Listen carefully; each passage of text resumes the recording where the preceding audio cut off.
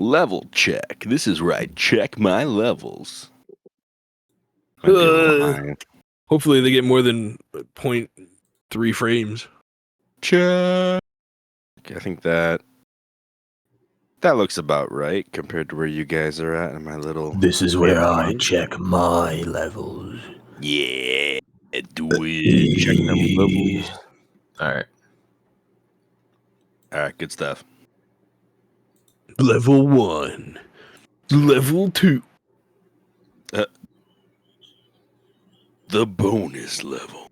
Oh no. Wow.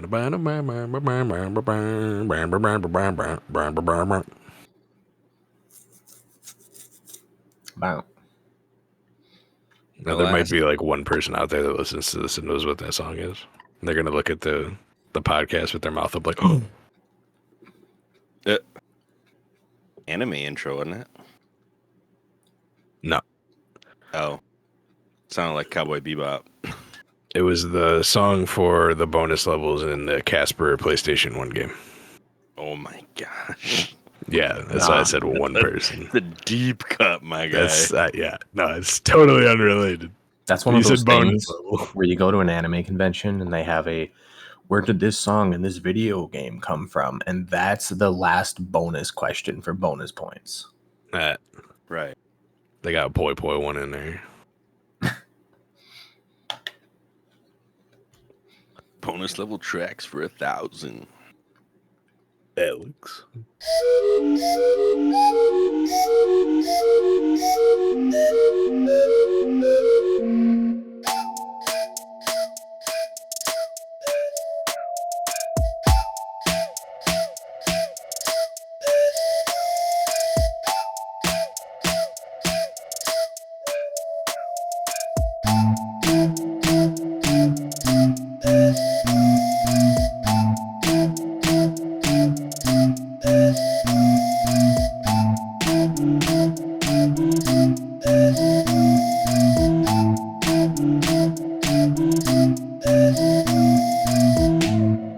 Welcome to the A for No, B for Yes podcast, where we go chapter by chapter through the Legend of Zelda games. We are currently deep diving through the Minish Cap. And last episode, we went from a graveyard, through the Vale Falls, looked over some sights and saw some waterfalls, climbed up to a mountain, did the whole Discovery Channel thing, hiked all the way up to the Palace of the Wind's Beginning, talked to the air folk, or the air minish, or the wind minish, or whatever minish thing is. They wasn't minish, bro. They were regular people. We talked to the sky people. And this episode, we are going to go through the longest dungeon in any 2D Zelda game, possibly any 2D game ever, the Palace of Winds. My name is Anthony, and I am a Cumulostratulus cloud. And my co-hosts here are... I'm Ryan Fonzie, and I am Cappy from Super Mario Odyssey. You better watch out. I'ma stack your Goombas. And I'm Cameron Hagee, a Tamagotchi, but not just any Tamagotchi, the perfect Tamagotchi. You gaze upon me in all my majesty, but then realize one day I will no longer be there. Oh, wow. That took a dark turn. No, not the Tamagotchi. It happened. Should've taken better care of you. Back in the 90s. Hey, they come out with new ones, man. I know, but I ain't gone that route yet. Yet. I mean, they make good keychains. What can I say? It's true. Your keychain got life. Kinda. It's got ones and zeros. Amazing. As we know, all life does come from binary. Yeah, not hexadecimal. Alright, guys. So is this the Palace of Winds? It's gotta be, right? It's that palace. Of course it's the Palace of Winds. Yeah. Well, Excuse me, there was a temple of winds, so sometimes you gotta clarify which That is fair. wind place you're in. Then you get their wind straight. Yeah. This one is very long. So this was like a two-parter, is I'm pretty sure what happened. Cause y'all, I mean, listen, we left off, either we were about to jump through a giant tornado or we did, depending on who you're talking about. Oh. And so we fly up into this thing, and Eslo's already complaining about the height, right? And he's like, we had to climb up this far, like into the clouds, just to find these people, and now we're going up even higher to take on a temple. Like, what in the world? And it turns out there's still like another tornado waiting at the end of this thing for us. So it's like we are in the stratosphere at this point. Yeah, so let Yeah. me like break some science down to y'all guys, because I was actually trying to figure this out. You know when you're doing something, but your mind's like preoccupied, and then like it kind of leads you down a rabbit hole, and then you just kind of end up finding stuff out that you never knew you were ever gonna know or find out or ever look up, and you just kind of like found yourself in this hole like an hour later after doing something. So I got to the top of the Palace of Winds and I saw like how far up we were because I looked at the islands below, how it kind of looks like you're flying over the Caribbean in an Yeah. airplane. Mm-hmm. And I was like, I wonder how high up that is. So then I started like looking up like cloud levels and like how high like cloud levels can get at different clouds. And then I tried to like attribute, I was like, well, I wonder how high like the Palace of Winds is. And then I was like doing some research. And then I found like the clouds that are the lowest in the game that you can see like above the islands are probably like stratus clouds. And then I was looking up the clouds like that are higher up that you're like covering over, you're probably like 1,000 or 2,000 feet above, would be the altostratus or the cirrostratus clouds. So altostratus are mid-level, cirrostratus are high level. Okay. So all in all, depending on which stratus cloud you're actually, the Palace of Winds is actually above, you're either over 20,000 feet or you're something over like 40,000 feet in the air, just chilling. So, you know, like a good 8 miles, no biggie, just in the air. Breathe fine, breathe normal. It's all right. Yeah, It oxygen ain't wasn't all too too windy thin either. for Link. For whatever reason, he's good. Yeah, he's chill. He's just like, oh yeah, 8 miles up. He ain't even need oxygen. He's huffing out the gust jar. Fine.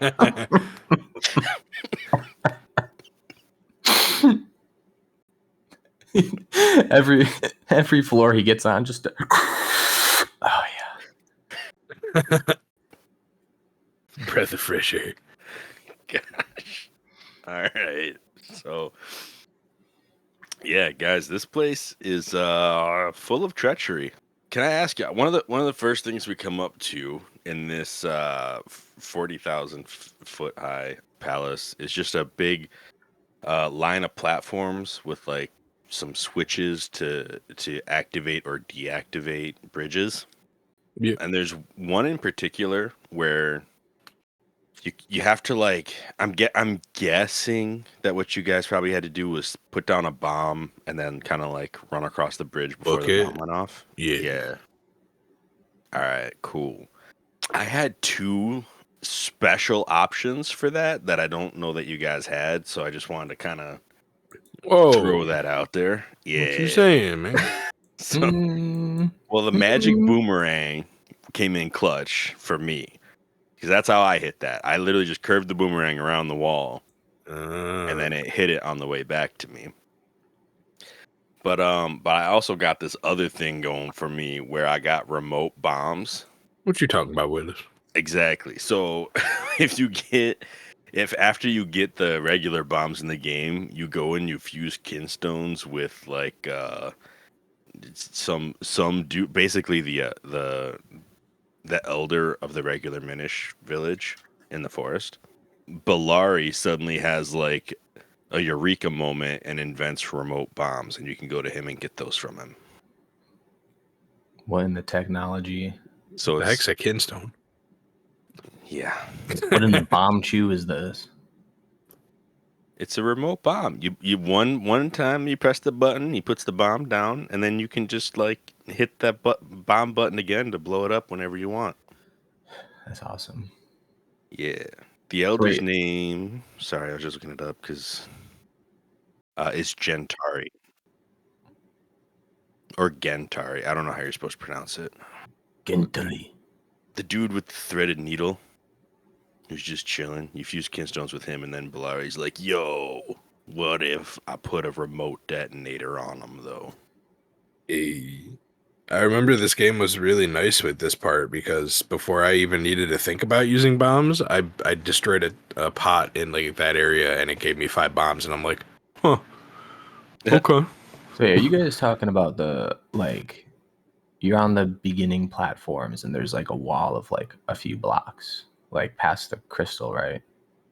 Yeah, There's only one you can't shoot with a bow and arrow, I think. That's the one. Yeah, so I feel like what I did was I just shot the bow and arrow at the one before that I just had done, and it switched that bridge and gave me the bridge that I could progress on. but how'd you get the shot? Like, where'd you shoot from? The platform. Like I didn't shoot that crystal.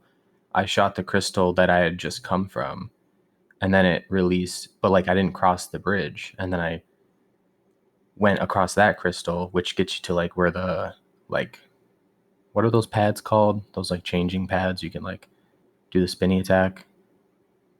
I forgot, duplicate link pads. I don't know. Sure, yeah. Yeah, so it got me there, and then I hit that crystal with an arrow, and I went across that bridge and then pushed the stone. I don't actually have the map up. The situation I had in my mind was pretty clear. I don't know if there was another switch to hit. Yeah, you can just shoot an arrow at the switch before, like behind you, on that little block, and then you can just go up. It's like you hit it, you get across the bridge, and then you just hit another arrow at that one, and then it releases that bridge and puts the bridge above you, and then you can go up, and then yeah. All right, cool. I don't know, man. I'd have to reference a map. Yeah, I usually tend to only remember like You're not making any sense. the first few steps in this dungeon, and then it all just kind of like blurs together. I don't know what was where and when and why. There's a lot of blue. Lots of There is brown. a lot of blue. There's a lot of brown too. Yeah, that's our introductory room, and even that room alone takes like a minute and a half to just get through one room, Yeah, which is a sign of what's to come. right. I think I see what you were talking about, Mayo. That's not what we were talking about. Mm. Sorry, there was like a push block puzzle. Is that what you're talking about? Yeah, but before that, Yeah, that was like this the first is room in the game. yeah. Yeah. We're talking about after. So there's like a big rolly spike thing that you have to like go across the bridge to get away from. Oh, was that by the Wizrobe room? It was like right before the Rizro room. Oh, yeah. No, I used the bomb Yeah. there. Yeah. Yeah. All right, cool. We're on the same page. Sorry. Okay. Yeah. No, you literally said out the gate. I thought it was the first room we were talking about. Oh yeah, Oh, no. I forgot that wasn't the first room. We were summarizing the whole first area because it's all switches and platforms. Okay. But yeah, I And some see of what them you're talking platforms be about. moving. And yes, you did have the option to push the middle block up and then hit that thing like through there. You could just swing a sword, or you could just shoot the one behind you, which is what you did. I didn't even think about that one. Yeah. On one of these, I definitely skipped the one you were supposed to do and just shot another one I'd already hit and was like, yeah, that's good enough. I don't know if it was the exact spot you're talking about, but I definitely did that one time. Gotcha. All right, cool. So some returning enemies. We got these little flame ball things that make you want to like run around in circles every time they touch you. Don't like them. Also, there's bob-ombs, which was kind of odd to run into in a Zelda game. There's also another guy that we can see later that's in Mario Kart. Oh yeah. He's been in the game too from the cloud area. Oh, But that's right. He was in there. But this one thing I don't want to skip though What is about when the we get floating through the landmine enemies? floating landmine enemies. Yeah. Oh right, the ones that just Spike kind of balls. explode if you touch I them. mean, there's a room later we see a lot of them, but at this part there's a platform that we're like moving on, and we have to dodge some walls as we stay on it, and there's a couple of them guys like Oh in yeah, that. just chilling. They're like kind of the introduction of them. I think Yeah, those are called Bombarosas. nice. Sounds about right. They look like little angry bull things with their horns. Yeah, Um, but yeah, we do this awesome platforming and switch hitting extravaganza only to come up against a platform of Wizrobes, and this is probably our first mini boss technically. Just based on the way the platform is, that we get locked into the room, if you can call it a room. this is all the green ones, isn't it? Yeah. Mhm. Yeah, it's kind of a pain in the butt. Yeah, with the power of the boomerang, you Hmm. can you can stun them and then get all the hits you need on them. Uh, That was my go-to. Even though you know you can really only stun maybe one at a time, and there's probably at least 6 of these guys when it really gets going. yeah, at least 6. Yeah, this is a bunch of waves of Wizrobes, and we get our dungeon item immediately. Fastest dungeon gain ever Yeah. for such a long dungeon. Well, it almost makes me feel like they wanted the player they wanted to justify this item, right? Like they put it in the game, they want you to be able to have some kind of fun and interaction with it because it's the last dungeon. Like after you do this, we kind of go towards the finale of the game, and that's not super cape heavy, but we get our rocks cape. Yeah. Now we're jumping in a 2D Zelda game. Right, now we're Flip Wizard Link, even more so. And we get to do some fancy platforming, like has never been seen before. I know in like the Oracle games, I think there was like a Rock's Feather that let you Mhm. jump, but it wasn't quite like this. Like this is like silly jumping. Yeah, you jump and then you like do a massive leap forward and wings come out of you and you go flying.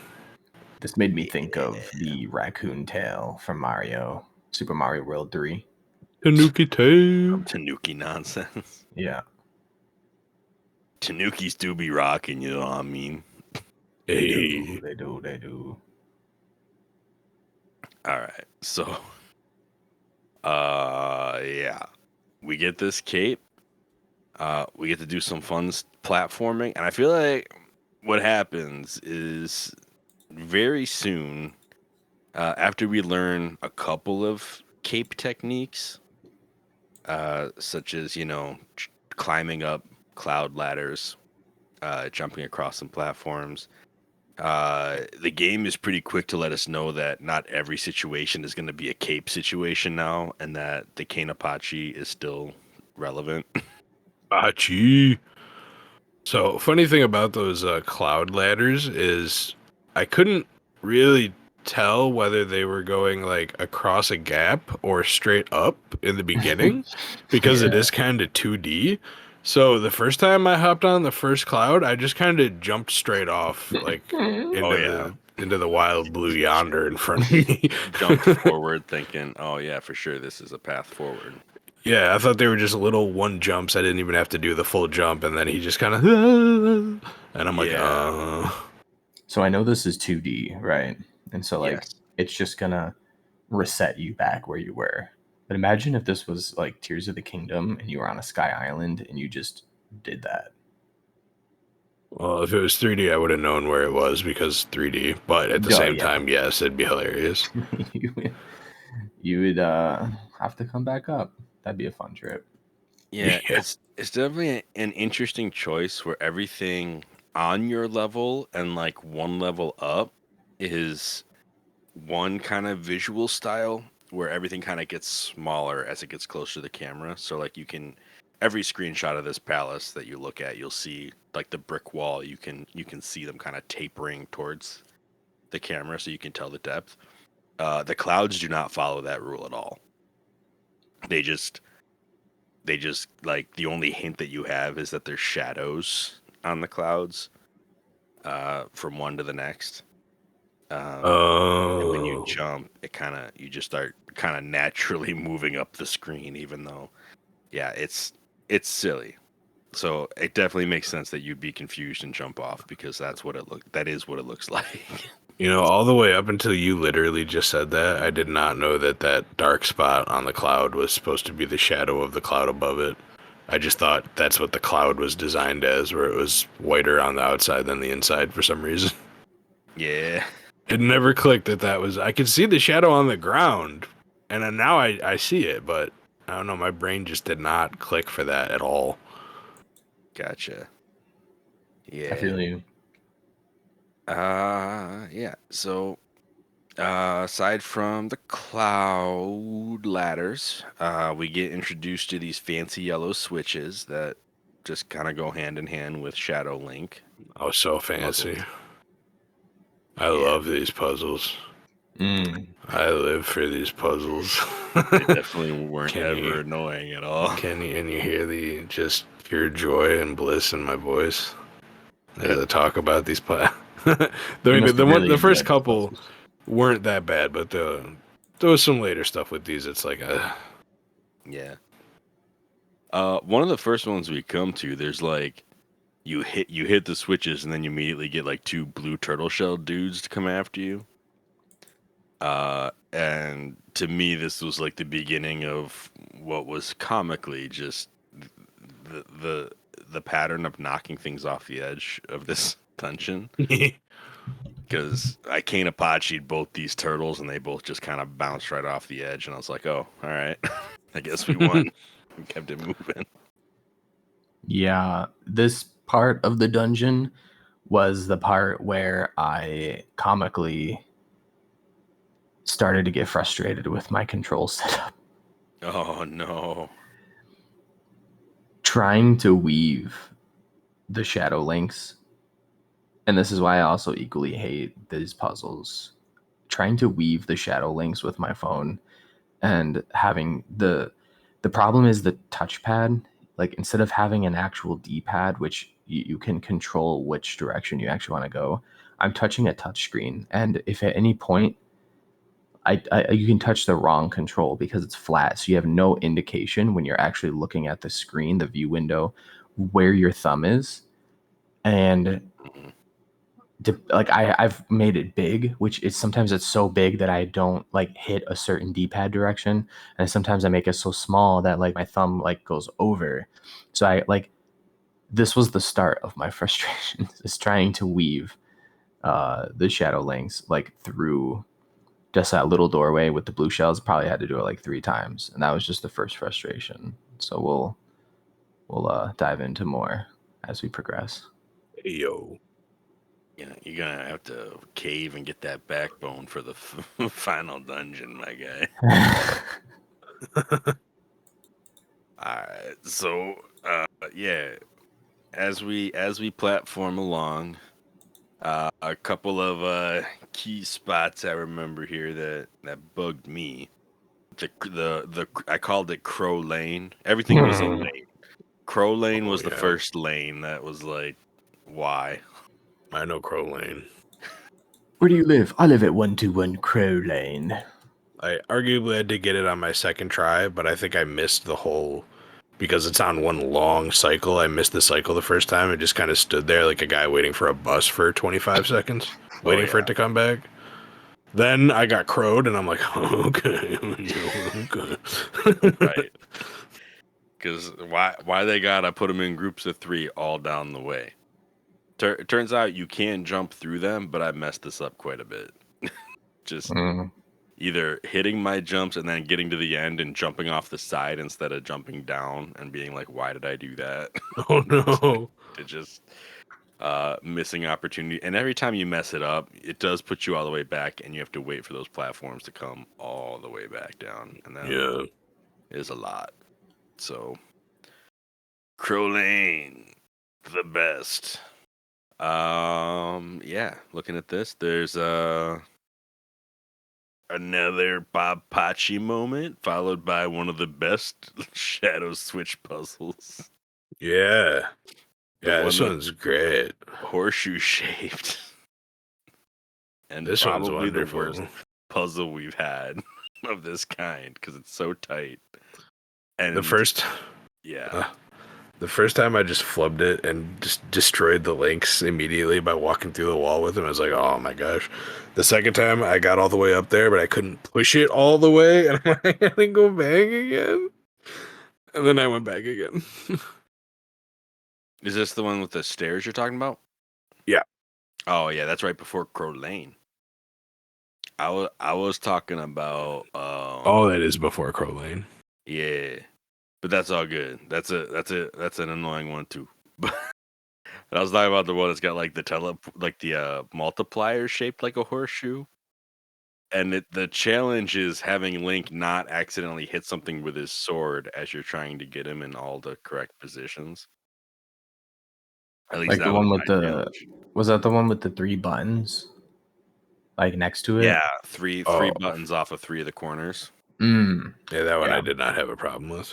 Oh, yeah. See, I tried to charge up in one direction, and then Link was like, "Oh, did you want to like accidentally hit this wall and just like break your whole sequence?" I'm like, "No, that's not what I want." It's like, "But what if we slashed the button before you were done setting up?" I'm like, "Come on, Link." Or like, I would just hit one of the duplicators that I didn't want, and it just became annoying. It just took a bunch of tries to do in this little tight spot where there's no danger, so there's nothing to like truly be annoyed by aside from like just Link not cooperating. That's what it felt like. It's like, guy, I know it's a little area, but come on now. But after that, I was having fun for like a good 3 or 4 rooms without any issues. Then we turn little. Right. You got to play pod pushers. Pot pusher. Right. Pop Pusher was a funny puzzle because I'm pretty sure that there's multiple solutions to it. They just wanted to make sure you didn't mess up on the last pot. Like that's really what it came down to. Was can you remember not to push this pot into your own way? Yes, I did. Yeah. This room must have been awful for Link though, because he's all about smashing them pots, and now he's too small. So like he'll never get to this room as an adult. All these pots are permanently safe from Link. I pushed a couple off the ledge. Oh, okay. You got his Okay. fix. You got his fix. Gotta gotta stick to character. He got a little revenge on him. Yeah. I wonder, like, you could probably clear all or most of the pots in that room off the edge. No? Like, I feel like you could probably push most of them off that are, like, The ones at on the least a back square wall, off the you for top. sure can't. But Yeah. Yeah. So, I mean, if you really wanted to, Link could at least push a good, like, 15 off. That's the real challenge of that room. Watch out, If whoever's on you're that a real island down there. Restraint. You'll push all the pots off. Somebody What'd gonna you say? just be on the ground being like, "Oh man, it's raining pots." Or they might just be falling into the ocean based on the background. True. That's one of the weird things about this mission is when you look down, it does look like you're over an ocean full of islands, which is not what the map has ever looked like while we're on the ground. So Also, either we're just on a really big island or coming up here to this thing kind of took us off the edge of a continent. like, Into the ocean. I guess if you can call it Earth, I don't really know. Hyrule. Like, is Hyrule like the everything, or is Hyrule like always just a continent in this big world? We may never know. But jokes aside, it's rotating, which either means A, the world under you is rotating, and you see the same island like every 5 minutes, which means that rotation is fast, or the planet is small. One of the two. Or B, you're moving, which means that the entire Palace of Winds acts as an airplane. The whole thing's just floating around in circles all Yeah. the time. It's a Zeppelin. That makes sense. I mean, if a palace is gonna float, it might as well not like anchor in one position in the sky. You know what I mean? I don't agree. I think Hyrule is just like a continent, or even just a part of a continent. Well, I mean, the fact that we're playing as Toon Link calls immediately to the Great Sea in, Wind Waker. Hmm. So I look down at Ew. that ocean with the little islands, and I'm like, is this supposed to be like looking at the Wind Waker map underneath us? Like, what Is that Dragon Roost? is happening? Because we didn't come off of anything from Wind Waker. We came off of, a high rule that's mostly land. Aside from like the lake and a few rivers. And even when you climb up like a beanstalk, in the background you see a mountain range with like some water, but not an ocean. So it's very confusing how we get up here and suddenly we're over just an archipelago. Just cruising around the Hyrule Caribbean, you know? Yeah. Apparently behind Vale Falls is just ocean. That's where all the water truly comes from. Behind the veil, we were never really in Hyrule. For the true Hyrule lies under that ocean. Oh no. Don't tell anybody I said that's a spoiler for next season. Zelda Subnautica. Confirmed. Sub Zeldica. I approve. Cool. So, few more of these platforms. We get to learn about fans blowing us off ledges or just blowing us around as we jump across major gaps. Yeah, some of these gaps are kind of Bad sick. OP. Yeah. This is like the fun part of the Rockscape where it's just like, oh, you gonna push me? I'm gonna jump real far. This is gonna be great. And eventually we get to Lakitu Lane. It's a lot like Lane. Crow Lane, but way easier because you can just jump past it all. It's actually not anything like Crow Lane. It's like the opposite. You just kind of run through without any issues. But there's like 3 Lakitus trying to hit you with lightning, but they ain't that fast, so Nah. I just ignored them. They Basically. need to up their casting speed stat. I ended the first one's whole career with the Kanepachi. Oh, no. Flipped his cloud and he just fell to his doom. Yeah, it happened. Then the other ones, I'm like, you guys are cool. You guys are chill. Yeah. Y'all better start planning the funeral for your bro, though. Oh, no. You ain't a trio no more. Yikes. We get some cloud ladders that end. You can tell that they end because the top cloud doesn't have the shadow. And when that happens, it means you can like jump to the right or left and make a really big jump. I love big jumps. Which is all right. I love big jumps and I cannot lie. If you want to fight a couple of moblins, you can get like some kinstones. But I mean, honestly, this late in the game, what you gonna do with that kinstone? Oh, the gym bros. Them I love the gym kinstones bros. are in the them kinstones in the ocean. You chucked them over? I chucked all the moblins over. Nice. No, I think the kinstone was in the chest. Yeah, these moblins are like wall protected, but Oh, there are some later that we can knock into the abyss. I don't even know if I found these ones then. It's the gym bros. I was confused why they were up there. I'm like, first off, sun's out, guns out, up in the wind palace. It's like, how did y'all get up here? Why are y'all up here? Who abandoned you here? How did you get so swole? And what are you eating? Clouds. Yeah. So we're gonna get to the break in what's happening here pretty soon. But most of what we fight in this section is alive. And then when we cross a specific barrier, everything becomes like an undead enemy. And I thought that was very interesting, but at the same time, I didn't know what to make of it.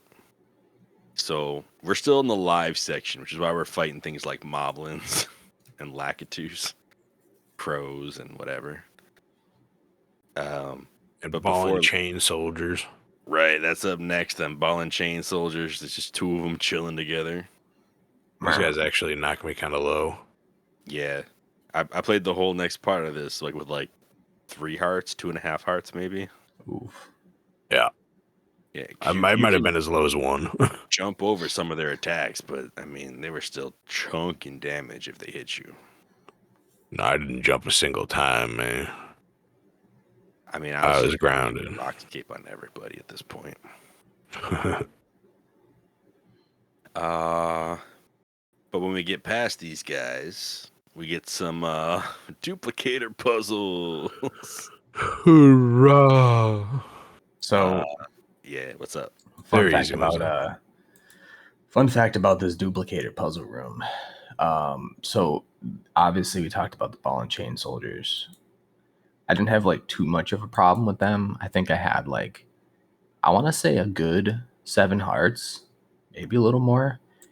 And there's the 2 rooms before you get to this duplicator puzzle. There's 2 stealthos. Whatever health I had left from the ball and chain soldiers, I died here because they're my worst enemy. Yeah. And then I reset I came back and I was like, all right, I got this. I died again.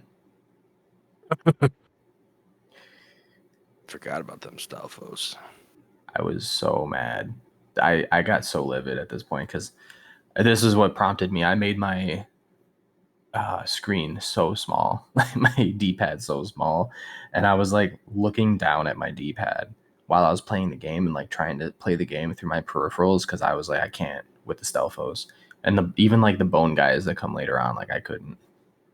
Yeah. It was brutal. I died twice from 2 little measly Stelfos. Did either y'all get stuck on this duplicator puzzle because you forgot you could push pots? I didn't get stuck on it, but I did break all the pots the first time and then like looked at it and then, I had that mental dot, okay, and then walk back in. Yeah. Yeah. I think the first time I played this game, it just did not click to me to push the pots onto the Switch. At this point, I had seemingly just forgot that was even a mechanic. So I was very stuck, like, what do I even do here? This time, I did pretty much the same thing as you. I just came into the room, smashed everything, because what else am I going to do? I'm Link, I gotta run. Right. And then I was like, oh yeah, there's 4 switches and only 3 of me, so let me go back and come back in. Ye old Nintendo magic, where you can just reset the room by leaving the room and coming back. Mm-hmm. Oh, those are regenerating pots. You don't know about them? They regrow, but only when they're not being observed. Yeah. They regrow at the cellular level. Schrodinger's pots. Sure. Make another sick jump into a Moblin Wizrobe fight. We get jumped. This fight was kind of tough. I mean, I was at 2.5 hearts, and I got out of it with like 1 3/4 hearts. I don't know how. I got over there. They all came up. I was like, I do not have the health to not be like on point right now. And I just flipped around and cut them all down. It was like, all right. I think I lost my 1 fairy here. There you go. That'll do it. I lost the fairy on the boss. We'll say that. I did the boss without a fairy. Mm-hmm. Nice. And probably with less hearts because I don't do any extra stuff. After I got through this with my 1 3/4 hearts, everything else, like I went and got the key that it is here. Went up to get whatever was in the big chest. I don't remember. I think it might have been the boss key. And by the time I got the boss key, there was no other opportunity to get more hearts, and I was like, all right, that's it. Like I went in my menu and I was like, oh, I have a blue potion randomly. All right, cool, and just drank it, and then I was fine. It's like, all right. So, story of me and my potion. But then we go through the boss door and find a mini boss. Mini ball. An easy one. Yeah. This is a straight up dark nut, just chilling on his own little dark nut platform. Trapped for eons. And he tries to push you off with his shield. Like he tries to just shield bash you off the edge.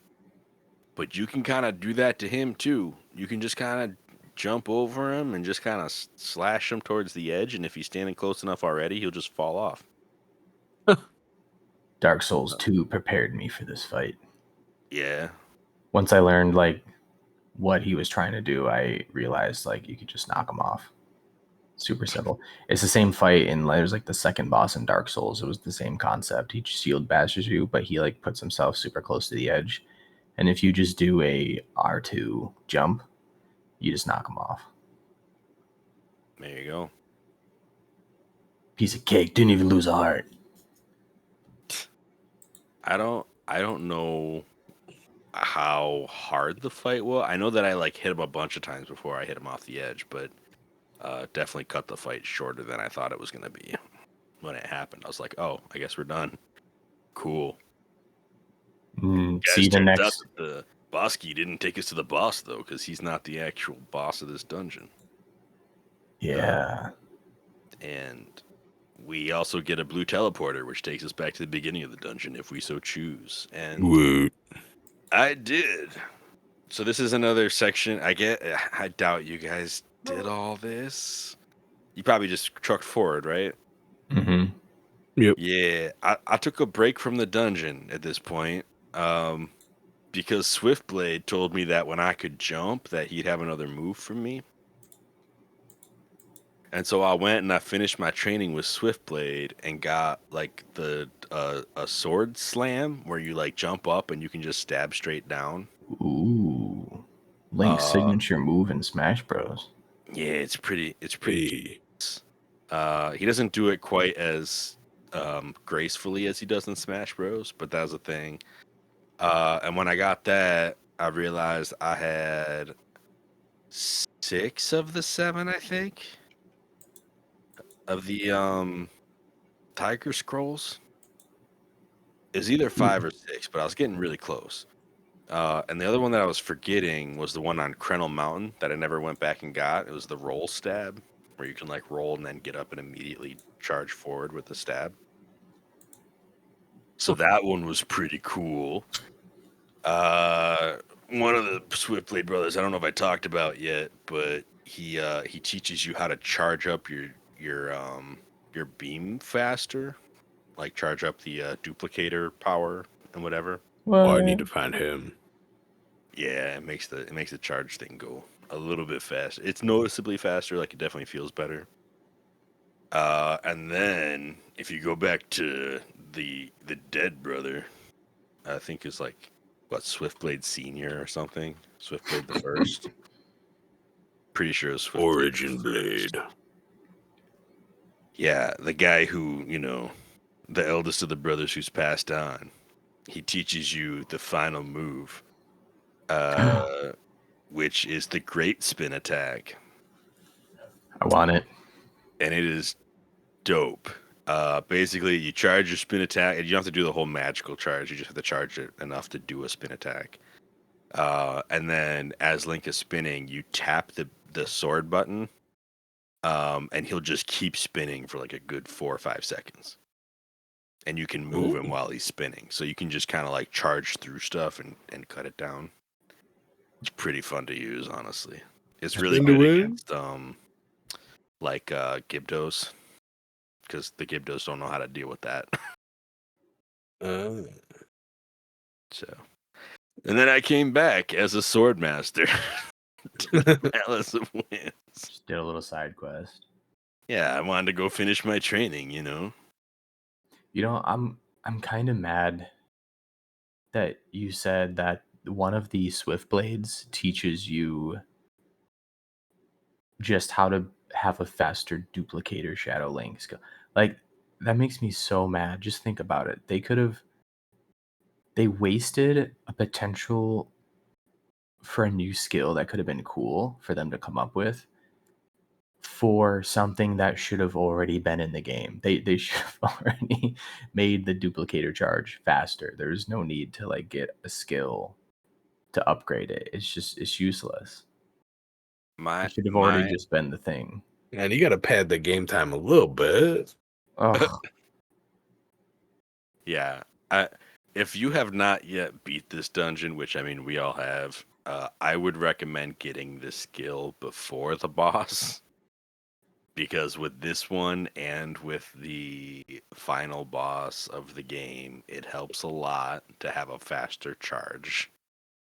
Yeah, that's a darn good point, actually. mm-hmm. Yeah. That'd have saved That's me a little why suffering. it should have just been in the game already at the speed of the upgraded one. I hear what you're saying. There's a lot of stuff in this game that's like super optional for whatever reason.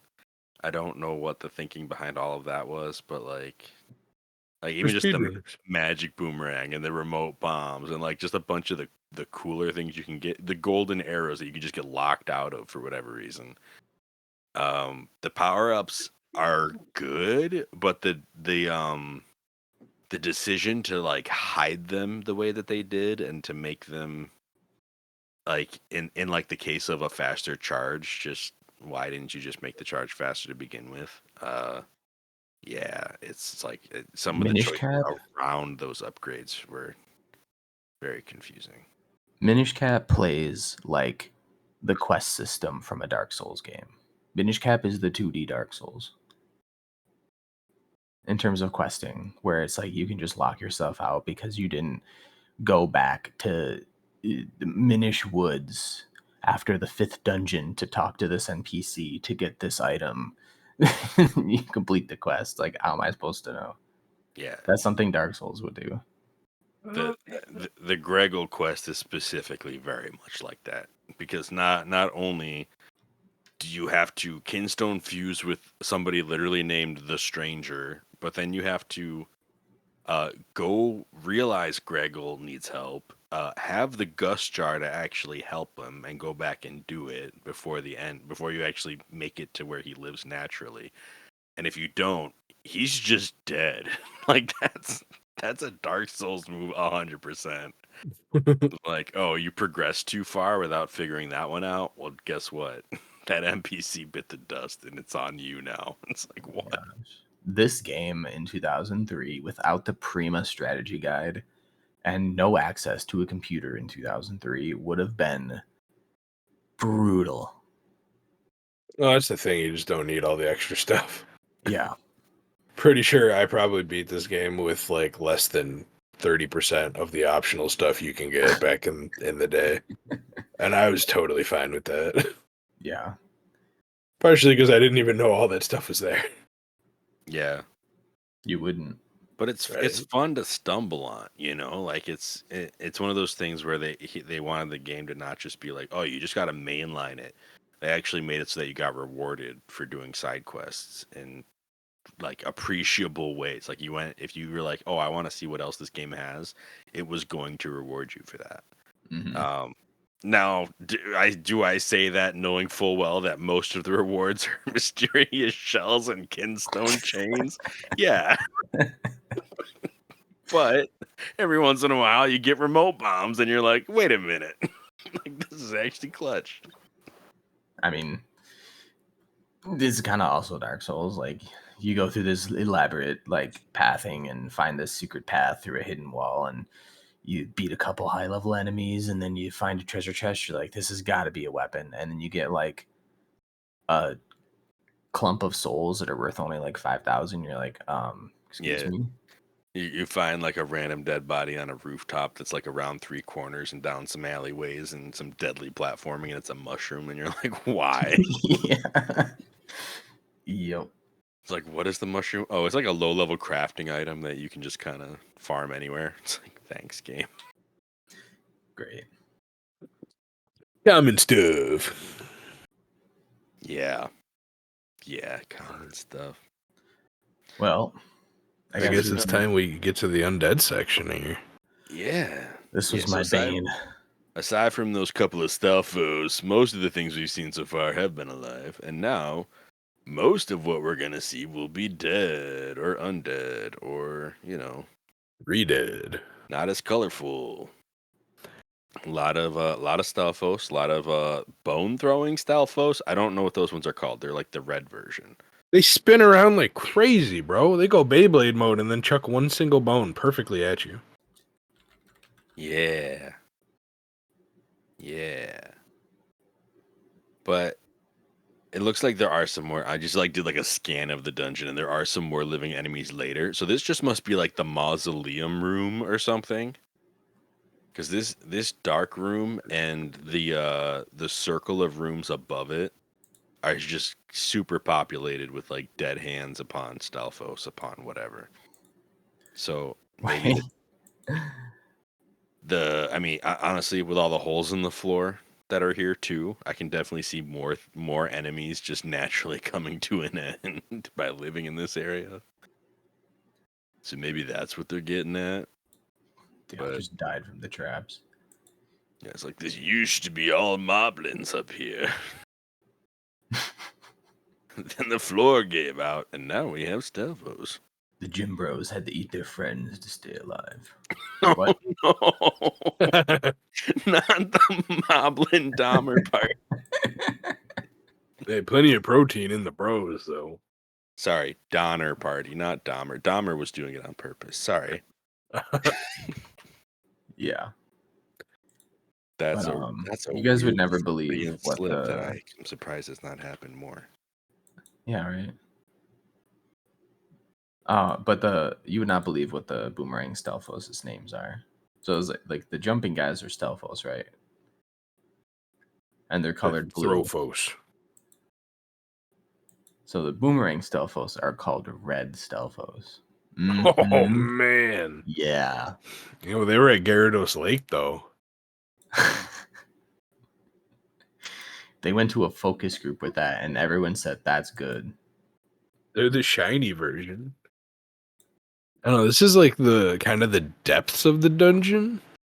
So I could see this probably being like the older section, which is probably why there's so many holes and all that stuff everywhere. So I would just say it's the older section. So this stuff is dead. I don't know. It's been there longer, so it's not alive anymore. The part that they just completely don't use anymore, although the top part's kind of unusable too. So this part was kind of annoying, though. I wouldn't say like lost, but I ended up having to run through the whole thing again to find what I was missing where I had to go. I got to the point where I just ended up back in the main room with no new place to go and was like, huh, all right, guess I'll go check again. Yeah. I did that a couple times. The one time you come out into a room with 4 pillars and like another Link duplicator puzzle. There's just a room full of P-hats because, this place is so high up that only P-hats live here now. And instead of going through the pillars and doing the puzzle, I went through the locked door and did that whole route. And I forgot that the pillars were there. So then I came back and I was like, oh yeah, there's this one. But it took me a second to like realize that was a thing. So then I came back and I was like, right, we never went this way. Let's go do that. And I had to check my map to realize that. So I went through that whole way, came back around the circle again, and got to that point of like, all right, I think I've been in every room, but I have a key now and no locked doors. So I'm like looking at my map. I'm looking back. I'm like, all right, 4th floor, there's a room I haven't been in. But like it's connected to a room I have been in. That's confusing. So I eventually worked my way back there and then realized that there was one of those little explodey guys just kind of floating around a gap. Yeah, that was a fun part. And you had to kind of shoot him so that he'd blow up some cracked blocks to get through. And I was like, that's actually a pretty clever puzzle. I just did not realize what I was supposed to do when I was here earlier because I think I just slashed that guy down when I saw him. But you got to shoot him You can't do that. You can't be hitting him up close because then he's not by the blocks. Also, I feel like I have to say, just how off-putting it feels to get like the item of the dungeon before the map and the big key before the compass. I was just gonna say, you get the map so late. Yeah. And the big key is in such a weird spot. This game loves to do early big keys because this is the one that did the Temple of Droplets big key thing too, where you got the big key to basically enter the main dungeon. And then this one, the big key is like the halfway point of the dungeon. Yeah. It's like, why? You could have just not had that be a big key, a big boss key door, had it be a regular key door, and given me the compass up there, which would have made more sense to get before some other stuff. Yeah. Like, I mean, it's fine. It's not like it's a problem. It's just as I was getting it, my eye twitched a little, and I'm like, really? Whose bright idea was it, though? Yeah. I guess they kind of just wanted to change up the formula. They're probably going, everyone's going to think they're going to get the map and then the compass, then the item, then the big key. That's how it always is. Well, let's throw that on its head. Right. I mean, yeah. I will say that it was, a fresh take, I guess, even though it was maybe not the best take. Yeah. But yeah, a couple rooms up here made me feel like a genius real quick before the boss, which was great. Specifically, the room where you have to bomb your way out and then bomb your way back in. I didn't even see the bomb way back in without first actually just checking that wall while I was outside. Oh, yeah, you can't tell. Yeah, instead of going up and like seeing that there was a bomb wall.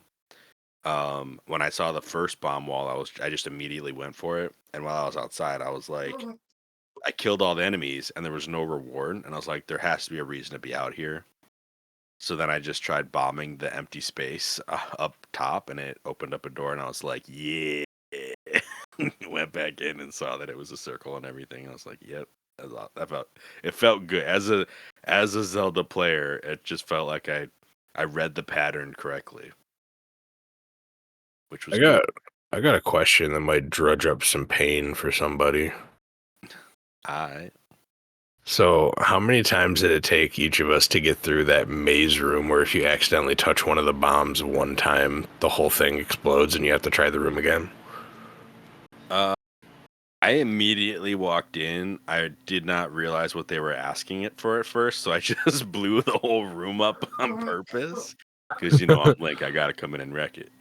And then I like walked around for a second and like hit the switch again, even though it was already activated, and then realized that door wasn't gonna open, and I was like, oh, right. And then I left and came back in and just did it on my first try. So that wasn't a huge deal for me.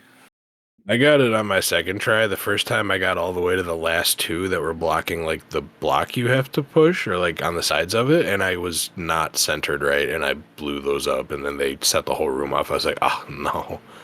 Gotcha. At the second time I got it. I haven't heard any statements from Mayo yet, though. Oh no. Bomb Alley. Or better yet, Alley. Bombarossa Alley.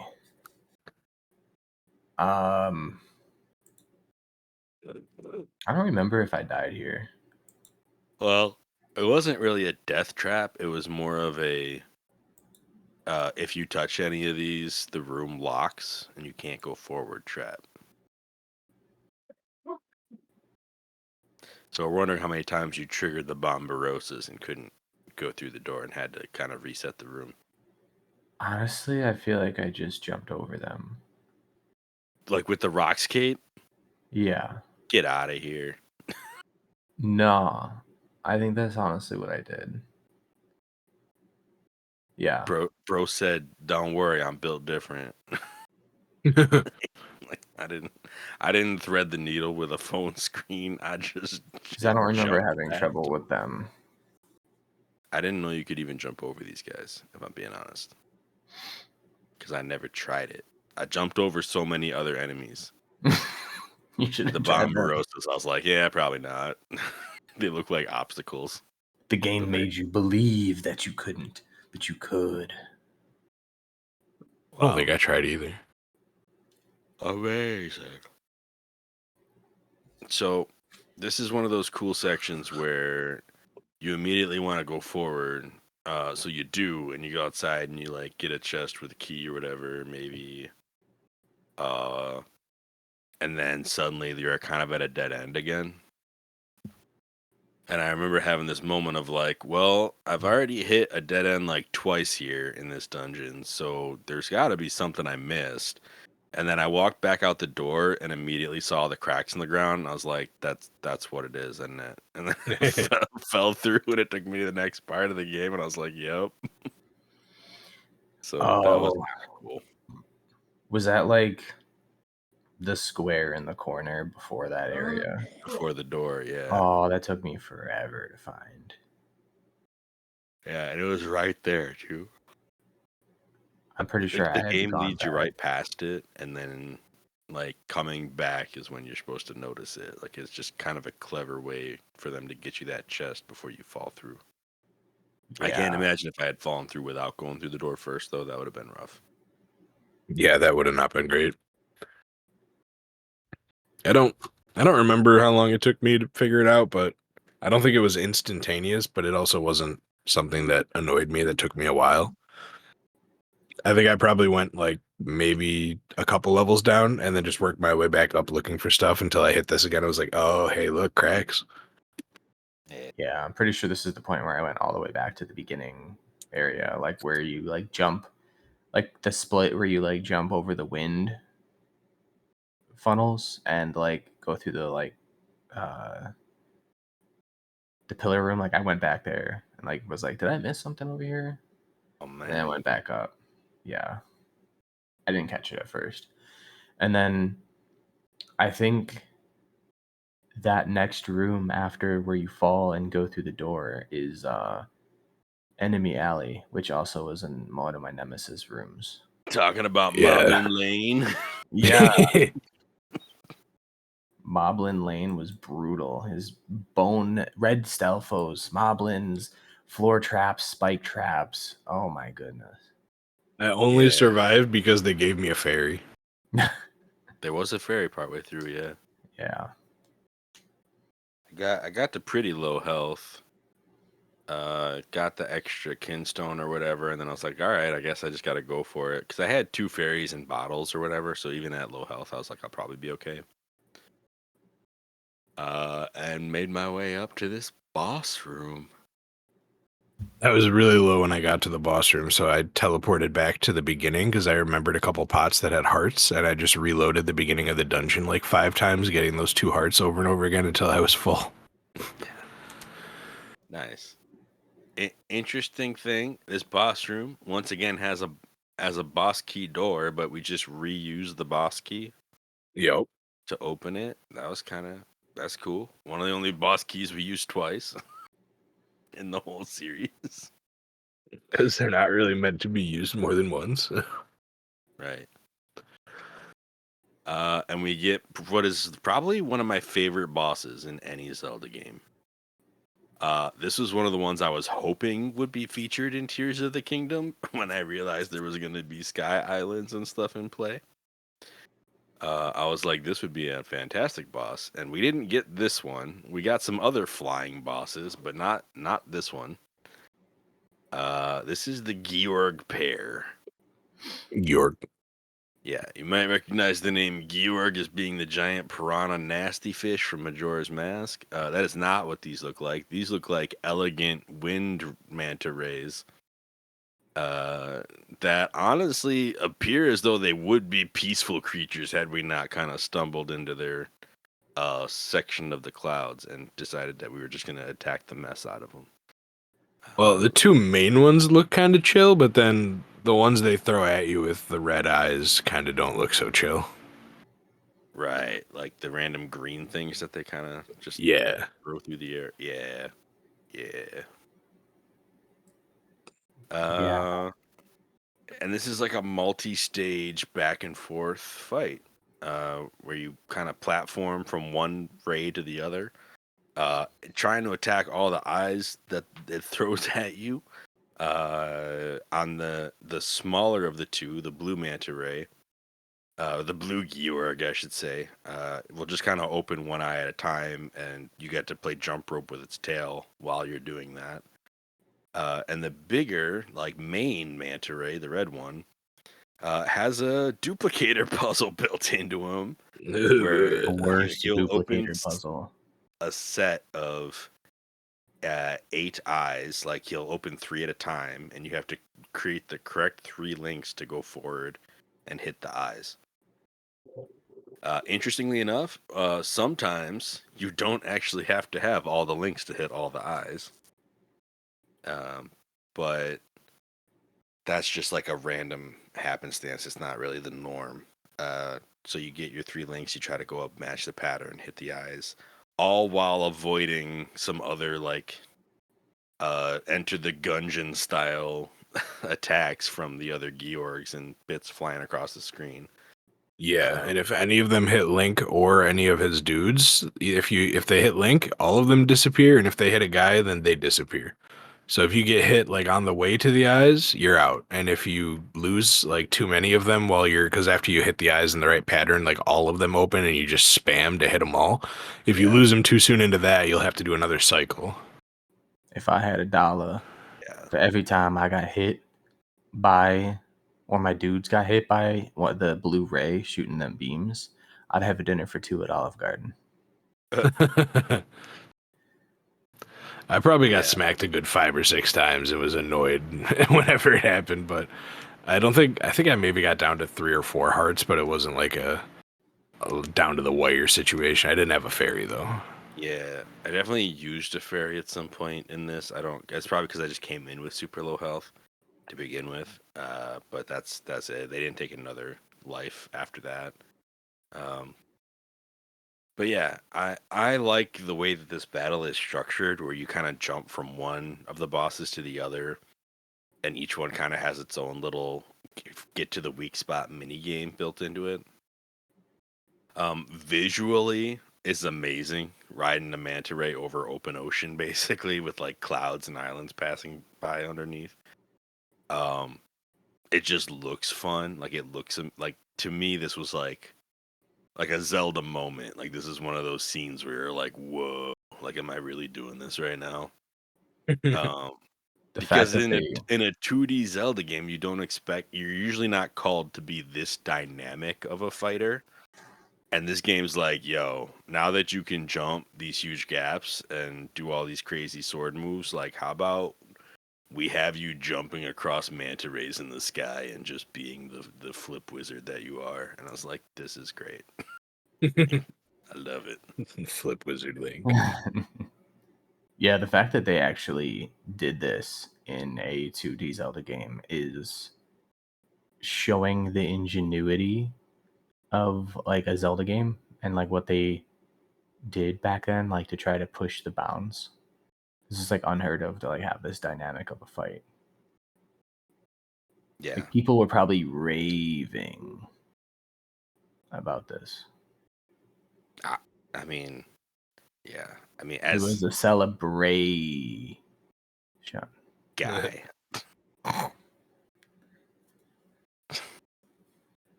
It's a pass. The Nintendo team was probably like, "Ah, this is so good. It's meant to be." Sir, I'm gonna need you to stop. chill with the manta ray puns.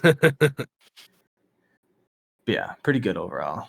Frustrated with my controls, but that doesn't take away from the epicness of the boss fight. My pain does not make this bad. Oh, it was a very fun boss. I enjoyed it. Yeah. This is cool.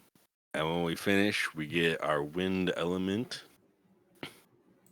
The wind element gets like a goofy blurb about how it like spreads seeds across the land. Like it's like the power of wind spreads life across the land by carrying seeds or something. I'm like, all right, you're just trying to find something nice to say about the wind. I get it. It's still not quite like the first one element that we got that was like, this is the source of all life and being. It's like, Yeah. oh, okay, jeez. Coming in strong. It's like the earth is everything, and all the other elements are like, we do stuff too. It's like, great. They have their one thing. The supporting elements. Yeah, exactly. So then, Aslo reminds us that, hey, now that we have this, we should go back to the elemental sanctuary. Kudos to you and your hard work. And that is where we decided we were going to end this episode. So next time, we'll be heading to Hyrule Castle for what should probably be just like a casual visit to the elemental sanctuary. No big deal. So Yeah. Just like last time. yeah. Just like every other time we've gone. It's just chill. We're just kind of a chill visitor. Just having a chill time at the chill castle. Looking forward to it. Just gonna stroll in. Yeah. Oh, and then whatever the final dungeon happens to be, we'll figure that out later. No, I can't wait. It's gonna be good. But definitely, if you're not a sword master yet, I recommend becoming one, or at least becoming one that can just charge your duplicator faster. Becoming half a sword master. Nah, challenge accepted. You just gonna no optional upgrades. All right, enjoy. Thanks, bro. It's fine. It's really fine. I'm pretty sure the first time I beat the game, I never had that speed up either. So it's definitely a doable thing. You're going into like an A rank dungeon and solo leveling it as an E rank. Just no worries, no probs. It'd be fine. We're gonna be It'd fine, be fine. guys. It'd be fine. It's chill. All right. Well, I'm gonna close this one up.